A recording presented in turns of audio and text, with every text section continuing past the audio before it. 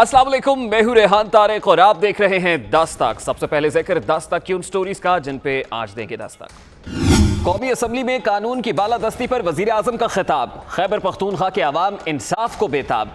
तब्दीली के दावे लेकिन मिसाली पुलिस की रीत क्यों नहीं बदल सकी? क्या वाकई खैबर पख्तूनख्वा की पुलिस मिसाली पुलिस है? असल हकाइक प्रोग्राम का हिस्सा बनाएंगे। मईशत दुरुस्त समत में जा रही है। कौमी असम्बली में वजीर आजम के दावों की असल हकीकत क्या है? कोरोना वबा आउट ऑफ कंट्रोल, मईशत का भी बुरा हाल, ऑपोजिशन की खामोशी, हुकूमती ऐवानों में भूचाल। क्या इत्तेहादियों और पार्टी रहनुमाओं की शिकायत दूर हो पाएंगी? क्या 22 माह बाद भी साबिका हुकूमतों पर इल्जाम तराशी जायज है? ये सवाल भी आज के दस्तक में उठाएंगे। और फिर पीआईए में जाली डिग्रियों पर पायलट्स की भर्ती। क्या पाकिस्तानी पायलट्स का मुस्तकबिल खतरे में पड़ गया है? और फिर बात करेंगे कि वजीर आजम पाकिस्तान साइकिल पर सफर क्यों नहीं करता है। आज वजीर आजम पाकिस्तान इमरान खान ने कौमी असम्बली में खिताब किया। खिताब के दौरान चंद एक जुमलों के अलावा मुकम्मल सुकूत तारी रहा, मुकम्मल खामोशी रही। ऑपोजिशन ने वजीर आजम की तकरीर गौर से सुनी। प्राइम मिनिस्टर की तकरीर के दौरान ही उनके चंद जुमलों, अल्फाज, आदाद-ओ-शुमार पर तनकीद की गई। वजीर आजम इमरान खान तकरीर के फौरी बाद ऐवान से चले गए। उनके जाते ही ऑपोजिशन के मेंबरान ने तकरीर का खूब पोस्टमार्टम किया। बिलावल भुट्टो जरदारी ने वजीर आजम की खारजा policy, Kashmir policy, corona policy और फिर माशी पॉलिसी को हदफे तनकीद बनाया, जबकि रहनुमा मुस्लिम लीग नून ख्वाजा आसिफ ने वजीर आजम के एक एक लफ्ज पर उनकी इस्लाह की कोशिश की, उनको सुधारने की कोशिश की। आज ऑपोजिशन की खामोशी से महसूस हो रहा था कि वो वजीर आजम इमरान खान के खिताब के नोट्स ले रहे हैं, एक एक नुक्ता नोट कर रहे हैं। सबसे पहले वजीर आजम के खिताब की चंद अहम गलतियां आपके सामने। वजीर आजम पाकिस्तान ने आज अपने खिताब में क्या कहा, उसकी एक झलक आपको दिखाते हैं। जब मुगल पहले 6 मुगल बादशाह 185 साल उन्होंने हुकूमत की, एक से एक बेहतर था। लेकिन औरंगजेब के बाद 13 सालों में अगले 6 ने हुकूमत की। मुगलिया खानदान ने 1526 से लेके 1707 तक 6 बादशाह थे और 1707 से लेके 1857 तक 14 बादशाह थे। 20 अरब डॉलर का करंट अकाउंट डेफिसिट था, 16,000 अरब रुपए का कर्जा था। जब हमारी बारी आई तो वो टोटल लाइबिलिटी 30,000 अरब पे पहुंच गई। ये जो फिगर्स उन्होंने कोट किए हैं, क्या जब वो कंटेनर पे नारे मारते थे या वादे करते थे उस वक्त उनको फिगर्स ये पता नहीं थी? ये फिगर 2013 में, 14 में, 15 में, 16 में, 17 में, 18 में जब इलेक्शन लड़ा था उस वक्त ये फिगर सारी मौजूद थी। एक हुआ जी, उसामा बिन लादेन को इन्होंने अमेरिकन ने आके एबटाबाद में मार दिया, शहीद कर दिया। वो बंदा इस सरजमीन के ऊपर दहशतगर्दी लेके आया था। वो अव्वल और आखिर दहशतगर्द था। उसने मेरे वतन को बर्बाद किया और ये उसको शहीद कह रहे हैं। अब इस वक्त जहां कौमी असम्बली में धुआंधार बहस जारी है, इल्जामात और जवाबी इल्जामात का सिलसिला जारी है, वार और जवाबी वार हो रहे हैं, वहीं अपने खिताब के दौरान वजीर आजम पाकिस्तान इमरान खान ने कानून की बालादस्ती को यकीनी बनाने का अहद किया। उन्होंने कौम को यकीन दिलाया कि मुल्क में कानून की हुक्मरानी होगी। ये बयान ऐसे वक्त में सामने आया है जब खैबर पख्तूनख्वा की मिसाली पुलिस के किरदार पर मुल्क भर में सजा रहे हैं। जब तक इस मुल्क के अंदर रूल ऑफ लॉ मींस कि everyone is equal in front of law, जब तक रूल ऑफ लॉ और लीडरशिप की अकाउंटेबिलिटी नहीं होगी, हम भी वही सारे बनाना रिपब्लिक्स की तरह एक समुंदर होगा गरीबों का और थोड़े से अमीर लोग होंगे। अब ये तमाम तर बातें कानों को भली महसूस होती हैं। ये बातें सुनकर दो नहीं एक पाकिस्तान, नए पाकिस्तान, तब्दील पाकिस्तान के नारे एक बार फिर जैसे कानों में रस घोलने लगते हैं।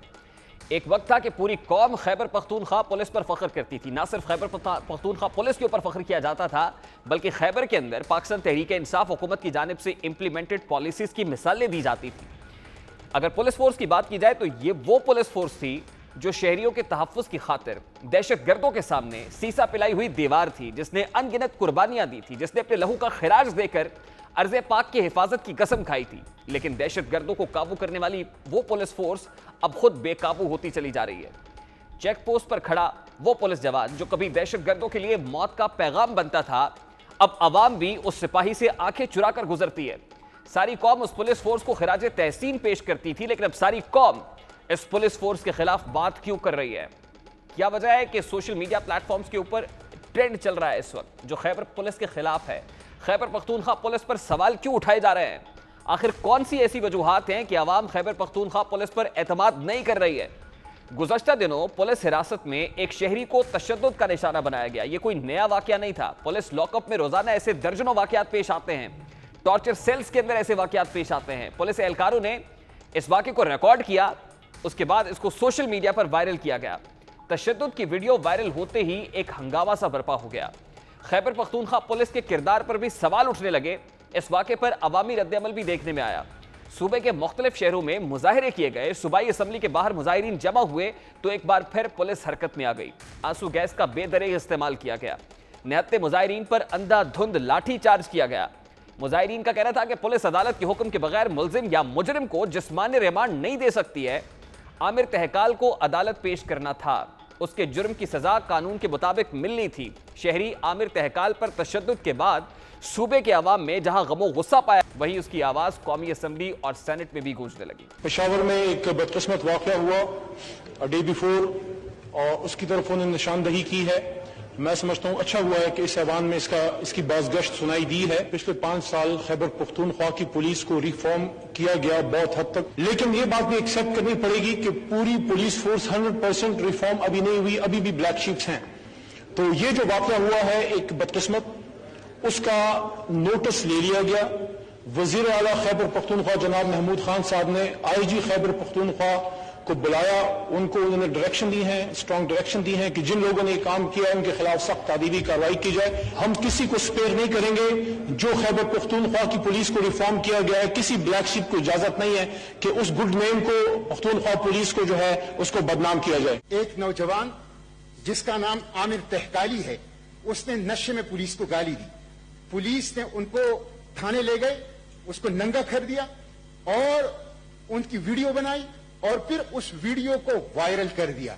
मिस्टर चेयरमैन, उस पर IGP खैबर पख्तूनख्वा ने एक्शन लिया है, लेकिन मसला यह है कि पुलिस की इंक्वायरी वो पुलिस के जरिए से नहीं हो सकती। इसलिए मिस्टर चेयरमैन, मैं आपकी तवज्जुह से कि ये जो मिसाली पुलिस है, ये मार्बल और टाइल्स लगाने से ताने के अंदर मार्बल और टाइल लगाने से नहीं, रवैयों को बदलने से। मैं आपकी तवज्जुह से मुतालबा करता हूं कि आप खैबर पख्तूनख्वा हुकूमत को और चीफ सेक्रेटरी को लिखें कि नंबर 1, पुलिस की इंक्वायरी नाकाबिल कबूल है, जुडिशियल इंक्वायरी होनी चाहिए। वज़ीर आज़म पाकिस्तान इमरान खान के आज कौमी असम्बली में खिताब के तमाम मंदरजात पर तफसीली रोशनी डालेंगे। प्रोग्राम के अगले हिस्से में चलकर इस पर बात करेंगे, लेकिन अभी सिर्फ एक नुक्ते पर बात कर रहे हैं और वो है कानून की बालादस्ती, जिसका जिक्र आज वज़ीर आज़म पाकिस्तान ने किया। पुलिस तशद्दुद का ये कोई पहला वाकया नहीं है जो खैबर पख्तूनख्वा के अंदर हुआ है। खैबर पख्तूनख्वा पुलिस दीगर सूबाई पुलिस फोर्सेस से मुख्तलिफ नहीं है। मिशाल कत्ल केस में पुलिस का गैर जिम्मेदाराना रवैया हो या 2018 में पेशावर यूनिवर्सिटी के तलबा पर पुलिस तशद्दुद के वाकयात, असातिज़ा, पैरामेडिकल स्टाफ समेत हर एहतजाज से निपटने के लिए ताकत का इस्तेमाल खैबर पख्तूनख्वा पुलिस का खासा रहा है। लॉकअप में शहरियों की अमवात भी सूबे में एक मामूली सी बात हो गई है। गुज़श्ता साल सिर्फ पेशावर में लॉकअप के अंदर 5 शहरियों की मौत हुई। इसी तरह रवा माह के आगाज में शांगला में एक कैदी को कत्ल किया गया। पुलिस ने दावा किया कि मज़कूरा शख्स ने छत से लटक कर खुदकुशी की, लेकिन थाने की छत का जायजा लेने के बाद मालूम हुआ कि कमरे में खड़ा होना मुमकिन नहीं है, तो शहरी लटक कैसे सकता है, वो लटक कर जान कैसे दे सकता है। वज़ीर आज़म इमरान खान हमेशा से ही पुलिस रिफॉर्म्स का मुतालबा करते रहे, अपने मंशूर में भी पुलिस रिफॉर्म्स को शामिल कर रखा है। पाकिस्तान तहरीक इंसाफ को 2013 में खैबर पख्तूनख्वा में हुकूमत बनाने का मौका मिला। चेयरमैन तहरीक इंसाफ इमरान खान ने सड़कें पुल बनाने की बजाय इदारे बेहतर बनाने का ऐलान किया। बहुत अच्छी बात है। उन्होंने सूबे में सबसे पहले पुलिस के निज़ाम को बेहतर बनाने का ऐलान किया। यही नहीं बल्कि सूबाई हुकूमत ने पुलिस एक्ट 2017 तैयार किया और इसे 4 अगस्त 2017 को नाफिज भी कर दिया गया। इस इकदाम को वज़ीर आज़म इमरान खान ने अपना सबसे अहम कारनामा करार दिया और फिर दावा किया कि अब वो पंजाब में भी ऐसा ही पुलिस निज़ाम लाएंगे। अब जरा इस रिफॉर्म पुलिस की बात करते हैं। बात करें खैबर पख्तूनख्वा में पुलिस रिफॉर्म्स की और मिसाली पुलिस के दावों की, तो ज़मीनी हक़ाइक़ का जायजा लेने के बाद ये बात वाज़े होती है कि पुलिस रिफॉर्म्स के दावों और हक़ाइक़ में कोई हकीकत नहीं है। तहरीक इंसाफ ने पुलिस रिफॉर्म्स के बुलंदोबांग दावे किए, मीडिया और सोशल मीडिया पर शोर बपा किया गया, मगर तब्दीली नहीं आ सकी। सूबाई हुकूमत इस वक्त तक खैबर पख्तूनख्वा पुलिस ऑर्डिनेंस 2016 और फिर 2017 का इजरा कर चुकी है। इस कानून के इजरा के पीछे पुलिस के महकमे को हर किस्म की सियासी मुदाखलत से पाक करने, इसे यकसुई के साथ मुतहर्रिक रखने और इसे अवाम के सामने जवाबदेह ठहराने जैसे मकासद कार फरमाएं। यह अपनी नौयत का पहला कानून है। पुलिस को मुकम्मल खुदमुख्तारी अता करता है, ऑपरेशनल ऑटोनॉमी देता है। पुलिस एक्ट 2017 के सेक्शन 13 के मुताबिक पुलिस के लिए महकमाना एहतसाब का निज़ाम वज़ा किया गया। पुलिस एक्ट 2017 का सेक्शन 17 और उसकी सब क्लॉज 6 है जो सूबाई पुलिस अफसरान को इस बात का पाबंद करती है कि वो एक सालाना पुलिसिंग प्लान मुरतब करे, मगर इस पर भी अब तक अमल नहीं किया गया है। और इसी तरह इस कानून का सेक्शन 22(2) है जो जिले पुलिस अफसर को इस बात का पाबंद करता है कि वो सूबाई पुलिसिंग प्लान की रोशनी में एक जिले पुलिसिंग प्लान मुरतब करे, मगर इस पर भी दूर दूर तक कोई अमल दरामद होता नजर नहीं आता है। ऐसी महकमाना लापरवाहियों के पीछे सूबाई कमीशन बराए अवामी तहफ़्फ़ुज़ का फाल ना होना भी एक बड़ी वजह है। इस एक्ट के तहत जिले और सूबे की सतह पर कमीशन बनाया जाना था, लेकिन आप ये जानकर हैरान होंगे कि सूबे के 35 अजला में से सिर्फ 7 अजला में कमीशन कायम है, लेकिन ये कमीशन भी गैर फाल है, ऑपरेशनल नहीं है। एक्ट के तहत पुलिस माली तौर पर खुद मुख्तार होगी, यानी इसे फाइनेंशियल ऑटोनॉमी भी होगी। दीगर सूबों में महकमा खजाना पुलिस बजट बनाता है, यानी पुलिस का बजट महकमा खजाना के हाथ में होता है, फाइनेंस डिपार्टमेंट इसको देखता है, जबकि खैबर पख्तूनख्वा में ये इख्तियार पुलिस के हवाले करके अमलन एक शख्स को मुख्तार कुल बना दिया गया। पाकिस्तान की पुलिस में एक अहम मसला ताकत के नशे और इख्तियारात से तजावुज़ को भी समझा जाता है। खैबर पख्तूनख्वा की पुलिस भी इस खुमार से ताहाल निकल नहीं पाई है। सूबाई हुकूमतों ने मॉडल पुलिस स्टेशंस में टाइल्स लगवा दी हैं, लेकिन पुलिस की तरबियत पर किसी भी किस्म की कोई तवज्जो नहीं दी गई है। इस वक्त सूबे में पुलिस के 9 स्कूल्स कायम हैं। पुलिस फोर्स की तरबियत के लिए इन स्कूलों का किरदार भी निहायत अहम है, मगर ये स्कूल भी अमली तौर पर गैर फाल दिखाई देते हैं। ये भी ऑपरेशनल नहीं है, ये स्कूल भी जुबानी जमा खर्च तक महदूद दिखाई देते हैं। एक्ट 2017 के बाद महकमे पर कई सवालात उठ रहे हैं। पुलिस को खुद मुख्तार बना दिया गया, मगर इसकी तरबियत पर तवज्जो क्यों नहीं दी गई? पुलिस के एहतसाब के लिए निज़ाम वज़ा करने के दावों के बावजूद कमेटीज़ को फाल क्यों नहीं किया गया? प्रोफेशनल और अखलाकी तरबियत के बगैर पुलिस बजट के इस्तेमाल का तरीक़ाकार क्यों नहीं वज़ा किया गया? पुलिस की गलती और कोताहियों की तहकीकात के लिए पुलिस अफसरान को क्यों इख्तियारात दिए गए? क्या थानों में ईंटों की बजाय टाइलें लगाने से पुलिस का रवैया बदल सकता है? पुलिस इंतजामी और माली मामलात में खुद मुख्तार होगी तो इसका एहतसाब कैसे मुमकिन होगा? माजी में पुलिस गर्दी के वाक़यात की तहकीकात और सजाओं की रिपोर्ट्स मंजर आम पर क्यों नहीं आ सकी? ऐसे दर्जनों सवालात हैं। कानून में अनगिनत पेचीदगियां हैं। रिफॉर्म्स का ढिंडोरा पूरे मुल्क में पीटा गया, मगर हकीकत से इसका कोई भी ताल्लुक नहीं था। लेकिन क्या आमिर तहकाल और दर्जनों वाक़यात की रोकथाम के लिए कोई निज़ाम लाया जा सकेगा?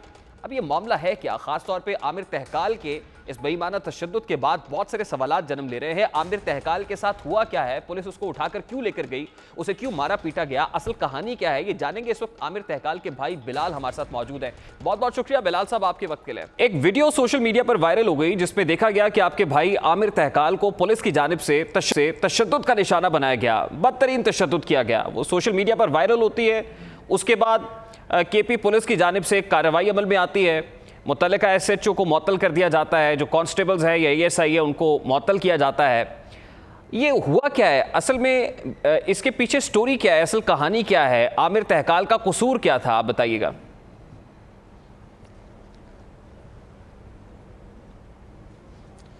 आमिर तहकाल का कसूर यही था कि उसने थोड़ा चंद दिन पहले सोशल मीडिया पर पुलिस को गालियाँ दी थी, और उसी के बाद जब पुलिस ने इसको पकड़ा तो फिर इसको मारा पीटा या यहाँ पे घर में भी।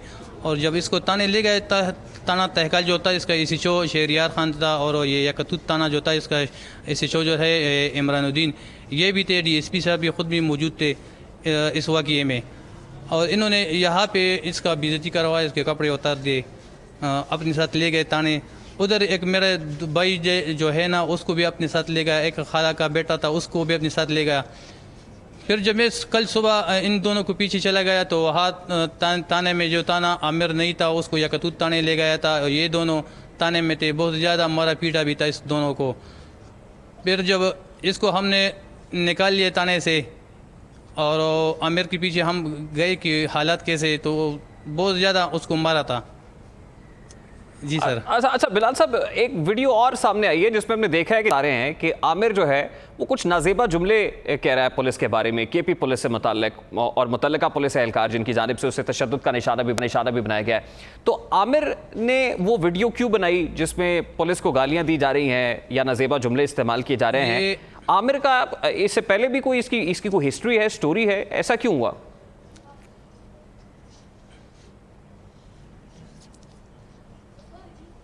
आमिर जो था ये पहली बार इसने नशा करवाया था। ये नशे में जब गालियाँ पुलिस को दी थी, यही आमिर का कसूर था। जब पुलिस को गालियाँ दी, फिर पुलिस ने इसको पकड़वाया, तशद्दुद का निशान भी बना दिया बहुत ज़्यादा, और उसके बाद ये वीडियो भी बना दिया। इसकी ज़रूरत तो खैर नहीं थी, लेकिन जब आमिर ने पुलिस को इस वीडियो से पहले एक और वीडियो भी आमिर के आई थी, जब उनने पुलिस से माज़रत करवाई थी, अपनी गुनाहों का इतराफ़ करवाया कि मैंने गलत काम किया है, मैं तौबा करता हूँ, आइंदा ऐसा नहीं करूँगी। और पुलिस से यानी आप कह रहे हैं कि माजरत करने के बावजूद पुलिस की तरफ से ये तशद्दुद किया गया है, जाकर इसके जमानत करवाई और उसको साथ। अच्छा, इस पर जमानत हो चुकी थी, इस पर पुलिस की तरफ से कार्रवाई की जा चुकी थी, जमानत हो गई थी, माफी तलाफी हो गई थी, उसके बाद ये हुआ जैसे कि आप बता रहे हैं कि आपके 2 से 3 लोगों को पुलिस उठाकर ले गई थी, तो पुलिस की तरफ से कौन लोग आए थे? आपके घर पर धावा बोला गया था, ये किस तरह हुआ, ये कार्रवाई कैसे अमल में आई? उसी पुलिस की तरफ से जब रात को 2 बजे थे, पुलिस की तरफ से एक्शन हुआ। जब ये 2 एसएचओ थे, एक ताना तहकाल का एसएचओ शहरियार खान और दूसरा यकतूत ताना जो है उसका एसएचओ जो है इमरानुद्दीन, और डीएसपी साहब खुद भी मौजूद थे इस वाक़ये में। तो ये इसने यही काम करवाया और फिर उसके बाद जब इसको ताना तहकाल ले गया, मैं आपको एसएचओ शहरियार का जो है ना थोड़ा सा ऑडियो क्लिप फिर दिखाऊंगी। उन्होंने खुद कहा था कि मैंने इसको घर से पकड़वाया और इसको बेइज्जती भी करवाया, कपड़े भी उतार दिए और अपने दिल का बड़ास निकाल लिया।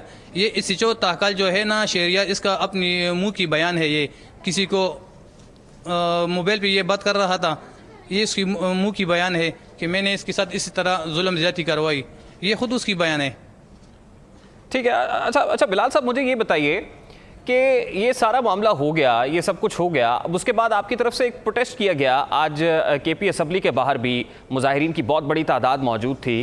अब आप क्या मुतालबा कर रहे हैं? आमिर की हालात जो है ना, ये दिमागी हालात दुरुस्त तो खैर नहीं है बहुत ज़्यादा, लेकिन डॉक्टर के पास ले गया था रात को, उसने नशे की दवाई दी है, जो सुबह एक गोली खा रहा है, बस रात को उठते थोड़ा सा नाश्ता करवाते, दवाई खाते, फिर लेट जाता है, फिर सुबह उठ जाता है। यही उसकी रूटीन अभी बन चुकी है। तकरीबन 10-15 दिन के लिए डॉक्टरों ने मना करवाया कि किसी के साथ बात मत करो। ठीक है, बहुत बहुत शुक्रिया बिलाल साहब आपका। आमिर तहकाल के भाई बिलाल की गुफ्तगू आपने सुनी, वो बिल्कुल भी मुतमईन नहीं है। महज चंद पुलिस अफसरान की मौतली से मामला ठीक नहीं हो जाएंगे। पुलिस इस वक्त भी डरा धमका रही है, माफी तलाफी की कोशिश कर रही है और अपने पेटी भाइयों को बचाने की कोशिश की जा रही है, जैसा अमूमन इस तरह के मामला के अंदर होता है। अब पुलिस रिफॉर्म्स का जो एजेंडा है वो कहां तक पहुंचा है, इस मामले पर बात करेंगे। इस वक्त साबिक आईजी पंजाब शौकत जावेद हमारे साथ मौजूद है। बहुत बहुत शुक्रिया शौकत जावेद साहब आपके वक्त के लिए। हर नई आने वाली सियासी हुकूमत एक नारा लगाती है और वो नारा होता है पुलिस रिफॉर्म्स का। पाकिस्तान तहरीक इंसाफ का भी बड़ा प्रोमिनेंट एजेंडा था पुलिस रिफॉर्म्स का कि पुलिस को ठीक करना है, कुछ इस्लाहात मुतारिफ करानी है।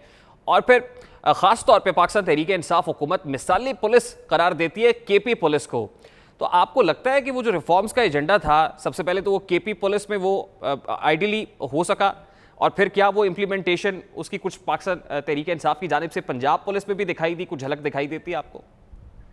देखिए जी, बात यह कि पुलिस रिफॉर्म्स का जो एजेंडा है ये बहुत पुराना है। 70 सालों में 30 से ज्यादा पुलिस कमेटियां और कमीशन बने, उन्होंने अपनी रिपोर्टें सबमिट की, लेकिन मना किया गया। उनमें से 2 रिपोर्टें ऐसी थी जो पुलिस अफसरों ने लिखी थी। एक 1985 की पुलिस कमेटी रिपोर्ट और उसके बाद 2002 का जो पुलिस ऑर्डर था। अब ये तमाम पाकिस्तान में नाफज हो गया, लेकिन जैसे ही वो पुरानी हुकूमत गई और ये सियासी गवर्नमेंट वापस आई तो स्वाय सूबा पंजाब के वो 2002 वाला ऑर्डर जो है वो खत्म हो गया। केपी की गवर्नमेंट ने एक बहुत अच्छा काम किया कि उन्होंने 2002 वाले ऑर्डर से भी बेहतर एक लॉ वहां पे इंट्रोड्यूस कर दिया और उसके तहत पुलिस को एक ऑटोनोमस दर्जा दे दिया गया, जिसके बाद पुलिस की जो कमांड है वो उसके स्याह और सफेद की मालिक है इंटरनली तौर पर, और उस पर बैरूनी अकाउंटेबिलिटी के मैकेनिज्म के अदारे भी मुकर्रर कर दिए। अनफॉर्चुनेट पार्ट ये है कि जब वो आईजी जो उस वक्त दुरानी साहब थे, जब से वो गए उसके बाद से जो वो ओवरसी के अदारे बनने थे, नेशनल वो पब्लिक सेफ्टी कमीशन बनना था, पुलिस कंप्लेंट अथॉरिटी बननी थी, उनमें से कोई भी नहीं अभी तक बना केपी में। उसके बाद आया कि ये पुलिस का कानून एक ही होना चाहिए सारे मुल्क में, क्योंकि सिंध ने और बलूचिस्तान ने वो वापस वो 1861 वाले पे चले गए, नए कानून ले आए।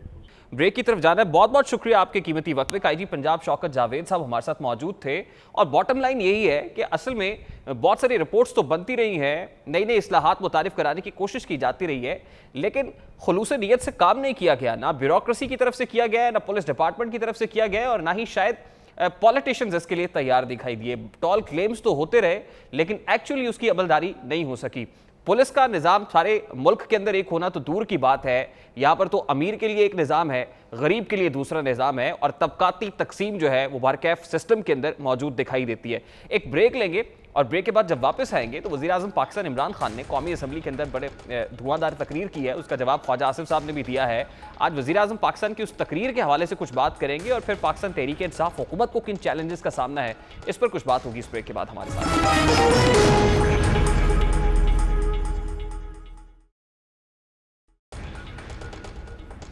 Welcome back. वो सियासी खिचड़ी जो एक अरसे से पक रही थी, यूँ लगता है कि दम पर लग चुकी है, यानी पकने के आखिरी मराहिल में है। मगर सवाल ये भी है कि खिचड़ी पककर तैयार हो गई तो खाएगा कौन, क्योंकि फ़िलहाल कोई भी इस सियासी खिचड़ी यानी पकी पकाई देख का तलबगार दिखाई नहीं दे रहा है। गुज़श्ता रोज़ मुस्लिम लीग नून के रहनुमा ख्वाजा साद रफ़ीक ने कौमी असम्बली में खिताब के दौरान कहा कि जो समझते हैं कि इस वक्त मुतबादिल नहीं है तो वो किसी भूल में ना रहें। मुतबादिल हर वक्त मौजूद होते हैं, मगर अभी हम तैयार नहीं हैं। ये गलतफहमी निकाल दें, ऑप्शन तो हर वक्त होते हैं, पर इस पर एक मुश्किल है कि आपके सिवा जो ऑप्शन हो सकता है हम अवेलेबल नहीं है। इस बार मजे की बात ये है, आप समझते हैं कि आपके अलावा ऑप्शन नहीं है, ये भी अवेलेबल नहीं है, हम भी अवेलेबल नहीं है। ये बड़ी खतरनाक बात है और मैं आपको अर्ज कर रहा हूं, ना चाहते हुए ये सिचुएशन पाकिस्तान में जमहूरियत को डिरेल कर सकती है। आप उधर लेके जा रहे हैं और बेहतर यह है कि अगर आपसे नहीं चलता तो मैं बड़े सॉफ्ट वर्ड्स यूज करता हूं, आप एनडीएमए के सपोर्ट कर दें। सवाल यह है कि अगर सियासी बिसात पर नई चाल चली जाने वाली है तो शायद ऑपोजिशन जमातों के लिए खुद को मुतबादिल के तौर पर पेश करने का इससे नादिर मौका नहीं हो सकता है। फिर क्यों ऑपोजिशन इसके लिए तैयार नहीं है, जैसे ख्वाजा साद रफ़ीक कह रहे हैं। इस बात को समझने के लिए जहां बहुत से सियासी और इंतजामी बहरानों को समझना ज़रूरी है, वहीं मुल्की माशी नक्शा समझना भी बहुत अहम है कि इस वक्त मुल्की इकनॉमिक पिक्चर क्या है, हुकूमत को किस कदर गहरे माशी खतरात लाहक हैं। आज वज़ीर-ए-आज़म पाकिस्तान ने भी इस जानिब निशानदेही की है। सबसे बड़ा प्रॉब्लम 20 अरब डॉलर का करंट अकाउंट डेफिसिट था। हमारी जो एक्सपोर्ट्स थी वो 20 अरब डॉलर के ऊपर तकरीबन स्टैग्नेट कर गई, लेकिन जो इंपोर्ट्स थी वो 60 अरब डॉलर पर चली गई। 2013 में 16 ट्रिलियन 16,000 अरब रुपए का कर्जा था। जब हमारी बारी आई तो वो टोटल लाइबिलिटी 30,000 अरब पे पहुंच गई। जो रिजर्व्स थे इनके 20 अरब डॉलर के रिजर्व्स थे, वो क्रैश करके 10 अरब डॉलर पे आ गए जब हमें गवर्नमेंट मिली। और मैं आपको ये भी बताऊं कि हाल ये था शुरू में कि हमारे पास पैसे नहीं थे, जो लाइबिलिटीज़ थी, जो एक्सटर्नल लाइबिलिटीज़ थी, हमारे पास पैसे नहीं थे। अब कतई नज़र इस बात से कि ये माशी चैलेंज हुकूमत को विरसे में मिला है या हुकूमत ने खुद अपनी माशी मुश्किलात बढ़ाई हैं, इस वक्त मुल्क की मईशत कहाँ खड़ी है, ज़रा IMF की इकनॉमिक आउटलुक रिपोर्ट पर निगाह डालते हैं कि IMF क्या प्रेडिक्ट कर रहा है। IMF रिपोर्ट के मुताबिक इस साल पाकिस्तान की ग्रोथ मनफी 0.4% रहेगी, क्योंकि कोरोना से आलमी माशी बहरान तवक्कुआत से ज़्यादा संगीन है। जबकि हुकूमत ने माशी तरक्की का हदफ 2.1% रखा है, यानी GDP हुकूमत के मुताबिक 2.1% रहेगा। रिपोर्ट में यह भी कहा गया है कि जनवरी तक मार्च 2021 में मजीद माली मसाइल पैदा हो सकते हैं। IMF का कहना है कि कोरोना को शिकस्त देने वाले ममालिक में वबा फिर फैलने का खदशा भी है। माशी एतबार से बीच भंवर हिचकोले खाती नाव को आखिर कौन संभालना चाहेगा।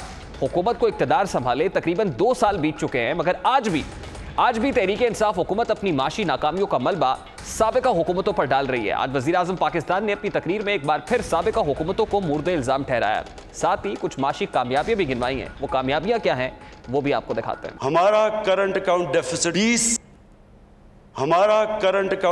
20 अरब डॉलर से आज 3 अरब डॉलर पे हमारी इस बारी हमारा प्राइमरी डेफिसिट सरप्लस पे तो नहीं आया, लेकिन लेवल हो गया। पिछले 3 साल में सबसे ज्यादा टैक्स इकट्ठा हुआ 17% पे। हमारा नॉन टैक्स रेवेन्यू 33% बढ़ा। हमारी फॉरेन डायरेक्ट इन्वेस्टमेंट 1 अरब डॉलर से गई 2.1 अरब डॉलर पे डबल हुई फॉरेन डायरेक्ट इन्वेस्टमेंट। हमारी रेमिटेंसेस में 3% इजाफा हुआ और हमारी जो रेटिंग थी, जो कि दुनिया की रेटिंग एजेंसीज रेट करती है मुल्क को, हमारी B3 पॉजिटिव चली गई, यानी कि दुनिया रिकग्नाइज करना शुरू होगी कि इकॉनमी हमारी इंप्रूव कर गई है। अब इन माशी इक़दाम के समरात भी दिखाई देने चाहिए। जैसे वज़ीर आज़म पाकिस्तान कह रहे हैं कि पाकिस्तान तहरीक इंसाफ हुकूमत की एक कामयाबी रहेंगी, मगर शायद आम आदमी इन माशी समरात के हुसूल में नाकाम दिखाई देता है। पाकिस्तान तहरीक इंसाफ हुकूमत ने जो सियासी और इंतजामी बहरान खड़े किए हैं, शायद वो भी किसी से ढके छुपे नहीं है। तहरीक इंसाफ हुकूमत का पहला और बुनियादी एजेंडा एहतसाब था, और शायद इसी बयानिए की मकबूलियत तहरीक इंसाफ को इक़्तिदार में लाई, क्योंकि एहतसाब से मुताल्लिक़ कहा गया था कि पाकिस्तान तहरीक इंसाफ हुकूमत एहतसाब सबका करेगी। कौम की लूटी हुई दौलत बरामद कराने का दावा भी किया गया कि पाकिस्तान तहरीक इंसाफ हुकूमत इक़्तिदार में आएगी तो लूटा हुआ पैसा वापस लाया जाएगा। साबिक वज़ीर आज़म नवाज शरीफ सज़ा याफ्ता होने के बावजूद लंदन में मौजूद हैं। चाय की प्याली पर ख़ानदान वालों के साथ खुशगपियाँ और बेटों के साथ लंदन की सड़कों पर हवाखोरी की तस्वीर भी गाहे बगाहे सामने आती हैं, और इंसाफ वालों का दिल जलाने के लिए इन तस्वीर को मुश्तहर भी किया जाता है। और तो और इंसाफ सबके लिए और इब्तिदा खुद से करने का दावा करने वालों की इससे बड़ी नाकामी क्या होगी कि खुद जहांगीर तरीन चीनी स्कैंडल में तहकीकात का सामना करने की बजाय लंदन जा चुके हैं। तहरीक इंसाफ का दूसरा बुनियादी एजेंडा क्या था?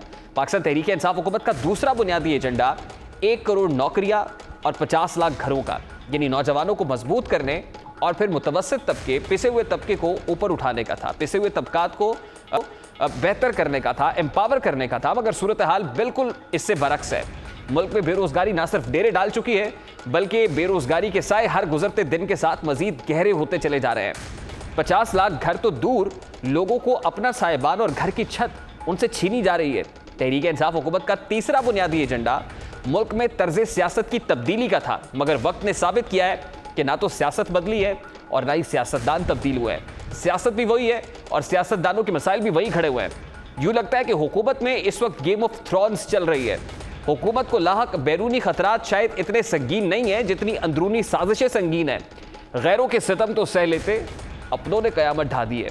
फवाद चौधरी के मुतनाज़ इंटरव्यू के बाद आज असद उमर और शाह महमूद कुरैशी ने भी फवाद चौधरी के इस्तीफे का मुतालबा कर दिया है। ज़रा ये बताते हैं, तहरीक इंसाफ के मुंतखब नुमाइंदे काबीना में मौजूद गैर मुंतखब नुमाइंदों से परेशान हैं। उन्हें शिकवा है कि उनकी बात नहीं सुनी जाती है। जो वोट लेकर ऐवान में पहुंचे हैं वो यकीनन अवाम को जवाब दे हैं। अवाम उनसे पूछते हैं कि तब्दीली कहाँ गई। तहरीक इंसाफ के मुंतखब सियासी नुमाइंदों को क़यादत से क्या शिकायतें हैं, वो क्या शिकवे करते हैं। इस वक्त पाकिस्तान तहरीक इंसाफ के नाराज रहनुमा नजीब हारून हमारे साथ मौजूद हैं, उन्हीं की जुबानी जानते हैं। बहुत बहुत शुक्रिया नजीब हारून साहब आपके वक्त के लिए। नाराज रहनुमा से ज्यादा मैं तो ये कहूँगा कि आप फाउंडिंग मेंबर्स में से हैं।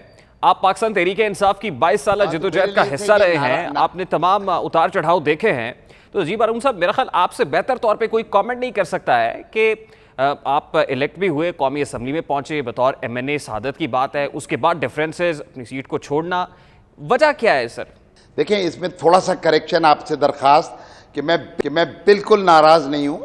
हाँ, मुझे थोड़ी सी फिक्र ज़रूर है, क्योंकि जो 22 साल की जद्दोजहद के बाद मैं भी MNA बना, इमरान खान साहब वज़ीर आज़म बने और पाकिस्तान तहरीक इंसाफ इक़्तिदार में आई ना, तो 22 साल तक जो एम्बिशन था वो MNA बनना नहीं था। और वज़ीर आज़म की कुर्सी पे भी हर दौर में, हर वक्त में कोई ना कोई बैठा हुआ था।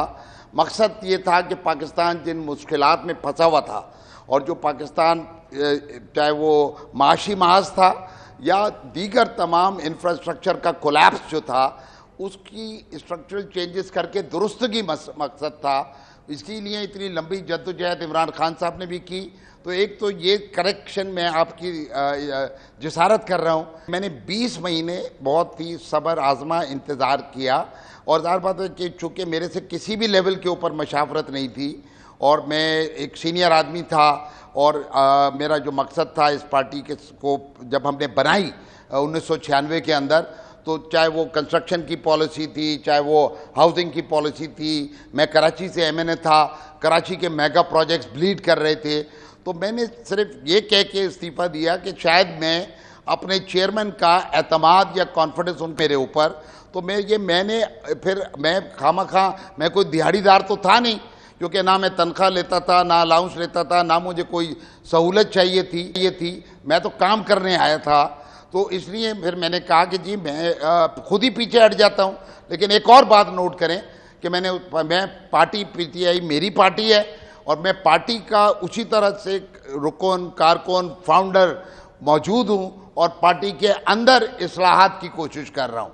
तो ये इसको नाराज़गी कहने की बजाय, क्योंकि हमें ट्रांसपेरेंसी के अंदर जाना पड़ेगा। और पार्टी में अगर मेरी उम्र 65 साल है, 24 साल पार्टी, अगर मैं भी गलतियों की निशानदेही नहीं करूंगा। क्या गुंजाइश है पाकिस्तान तहरीक इंसाफ के खुद को करेक्ट करने की इस वक्त at this point in time? अच्छा देखें, क्योंकि मैं उतना ना काबीना का कभी मेंबर रहा, ना उतना करीब रहा इस इंटरनल सर्कल के।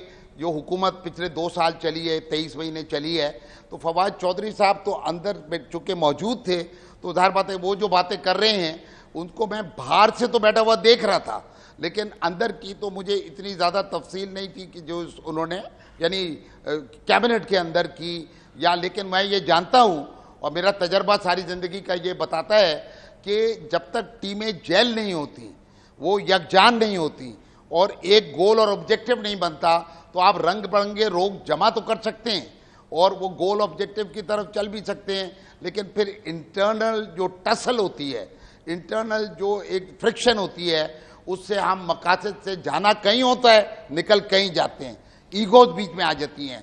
आज पाकिस्तान की ज़रूरत यह है कि टॉप से लेके और जितने भी हायरार्की है उसके अंदर लोग अपनी अना को पीछे डालें, क्योंकि बिल्कुल अगर जैसे हमारी जो पाकिस्तान एक माँ की तरह है कि अगले 6 माह के बाद पाकिस्तान तहरीक इंसाफ का मुकद्दर क्या है? पाकिस्तान तहरीक इंसाफ हुकूमत कहाँ खड़ी होगी 6 महीने में?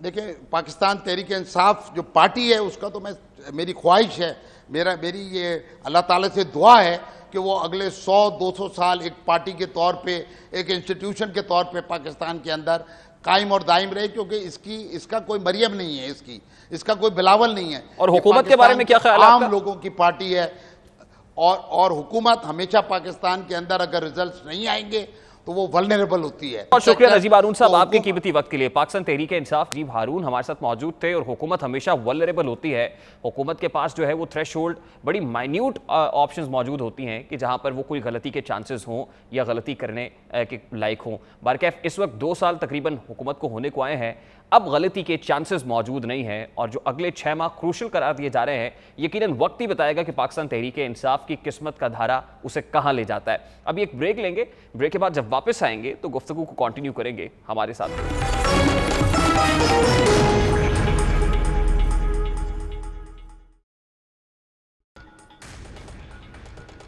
Welcome back. गुज़श्ता रोज वफाकी वजीर बराए हवाबाजी गुलाम सरवर खान ने पाकिस्तान में तैयारों के हादसात के हवाले से रिपोर्ट कौमी असम्बली में पेश की। इसके बाद उन्होंने एक धुआंधार प्रेस कॉन्फ्रेंस भी की। वफाकी वजीर ने तमाम हादसात का जिम्मेदार पायलट्स को करार दिया। साथ ही उन्होंने दावा किया कि पाकिस्तान में 860 फाल पायलट्स हैं और इन 860 फाल पायलट्स में से 262 ऐसे पाए गए हैं जिन्होंने खुद इम्तहान नहीं दिया, बल्कि उनकी जगह किसी और ने इम्तहान दिया। उनकी डिग्रियां मशकूक हैं, उनके इम्तहानात मशकूक हैं, पैसे दिए गए या फिर किसी और उम्मीदवार को बैठाया गया। पायलट्स की तालीमी असनाद जाली निकली। उनके इस बयान के बाद मुल्क में एविएशन इंडस्ट्री पर भी सवालिया निशान खड़े हो गए हैं। उनके बयान के मुताबिक पायलट्स गैर कानूनी तरीके से, नाजायज़ तरीके से लाइसेंस हासिल करते हैं। इस मामले की गैर जानिबदाराना और शफाफ तहकीकात करवाई जाएंगी, लेकिन उन्होंने इसकी तहकीकात के लिए कोई तरीकाकार नहीं बताया। उन्होंने लाइसेंसेस जारी करने वालों और उनके सहूलतकारों को कैफरे किरदार तक पहुंचाने के लिए तहकीकाती कमीशन का ऐलान भी नहीं किया है। उनका यह बयान इस वक्त चंद पायलट्स तक ही महदूद नहीं रहा, बल्कि हवाबाजी की सनत, इसके लिए काम करने वाले सैकड़ों पायलट्स और उनके मुस्तकबिल और काबिलियत पर भी सवालिया निशान लगा दिए हैं। जो दुनिया भर में यहाँ से लाइसेंस लेते हैं, लाइसेंस लेकर दुनिया भर में काम कर रहे हैं या फिर जेर तरबियत हैं, अंडर ट्रेनिंग ऑफिसर्स हैं। एक तबाह हाल एविएशन की सनत जो कोरोना वायरस से शायद बचकर निकल जाए, लेकिन क्या इसका मुस्तकबिल महफूज बनाया जा सकता है? ये बड़ा अहम सवाल है। क्या उनका बयान मुख्तलिफ एयरलाइंस के साथ काम करने वाले पायलट्स के मुस्तकबिल को तारीख तो नहीं कर देगा? क्या उनके बयान से दुनिया भर में पाकिस्तान की साख मजरू नहीं हुई? क्या वफाकी वजीर ने ऐसे पायलट्स की डिग्रीज और लाइसेंसेस की तहकीकात करवाई हैं जो उनके बकौल मुख्तलिफ हादसात के जिम्मेदार थे? क्या वफाकी वजीर ने थ्योरीज और अमली इम्तहानात के तरीक़ाकार पर गौर किया है? फिर सवाल तो यह भी उठता है कि क्या तहकीकात 2002 के तब्दील शुदा इम्तहानी तरीक़ाकार के तनाजुर में की गई थी? सवाल यह भी पैदा होता है कि असल मसला क्या सिर्फ जाली लाइसेंसेस का ही है? इसके पसे पर्दा असल कहानी क्या है, यह भी पता लगाना बहुत अहम है। यकीनन वजीर हवाबाजी गुलाम सरवर खान को इन अमूर पर गौर करना चाहिए। इस वक्त अवाम और अक़वाम आलम के सामने एक वाज़ेह मौका चाहिए ताकि दुनिया में पाकिस्तान का वकार बहाल हो सके और पायलट्स जहनी अजियत से निकल सकें। अब एक और मुकदमा है जो मीर रियासत मोहतरम वज़ीर आज़म इस्लामी जमहूरिया पाकिस्तान के दरबार में पेश करना है। वज़ीर आज़म पाकिस्तान इमरान खान इक़्तिदार में आने से कबल नौजवानों को यूरोपीय ममालिक की मिसालें दिया करते थे। वो कौम को मगरबी सरबराहानी ममलिकत की सादगी के किस्से सुनाया करते थे और ये भी कहा करते थे कि वो वज़ीर आज़म हाउस तक साइकिल पर जाया करेंगे। लेकिन इक़्तिदार में आने के बाद सबसे ज़्यादा सवालात उन्हीं के प्रोटोकॉल पर किए जाते हैं। कौम तवक्को कर रही थी कि वज़ीर आज़म पाकिस्तान PM हाउस को यूनिवर्सिटी बनाएंगे, अपने दफ्तर साइकिल पर जाया करेंगे, मगर सब आवाम की तवक्कुआत के बरखिलाफ हुआ है। वजह वक्त का ज़िया और सिक्योरिटी खदशात को करार दिया जाता है। मगर जर्मन सफ़ीर बर्नहार्ड ने अपने दफ्तर साइकिल पर जाकर एक मिसाल कायम की है। वो एक फुटेज सामने आई है जो गर्दिश कर रही है, यकीनन बड़ी हौसला अफजा है। यही नहीं बल्कि जर्मनी के पाकिस्तान में तैनात जो दीगर सफ़ीर हैं, इससे पहले जो साबिक सफ़ीर रहे हैं, वो भी पाकिस्तानी ट्रक कार्ट और साइकिल्स के दिलदादा थे। वो पाकिस्तानी कल्चर के फ़रोग़ में पेश रहे हैं। अब बर्नहार्ड भी पाकिस्तान की सड़कों पर साइकिल पर घूम रहे हैं। उनका सफ़र एक पुरान पाकिस्तान का ऐलान है, एक सिंबॉलिक सिग्निफिकेंस इख्तियार कर गया है। वो साइकिल पर सफ़र करके हमारे सियासतदानों, रूलिंग एलीट को एक पैगाम भी दे रहे हैं कि पाकिस्तान का मस्बत चेहरा यकीनन हटो बच्चों की सदाएं, लाल बत्ती और सायरन वाली गाड़ियों में नहीं है, बल्कि सादा तर्ज ज़िंदगी में है। यही पाकिस्तान की असल शनाख्त है, पाकिस्तान का सॉफ्ट इमेज है। साइकिल का इस्तेमाल माहौलियाती आलूदगी पर काबू पाने, तेल की बचत करने और शोर पर काबू पाने में मुआविन हो सकता है। लेकिन सबसे अहम बात, यह इंसानी सेहत किसी अमृत से कम नहीं है। यकीनन जर्मन सफ़ीर की जो वीडियो सामने आई है, एक सिंबॉलिक सिग्निफिकेंस है, इसकी अहमियत इख्तियार कर गई है। सेहतमंद कौम, सेहतमंद पाकिस्तान का नारा बुलंद करना भी वक्त की अहम ज़रूरत है। मेरे रियासत के दरबार में इस मुकदमे के साथ ये तो था आज का दस्तक। आपसे मुलाकात होगी कल। अपना रखिएगा ख्याल। अल्लाह हाफ़िज़।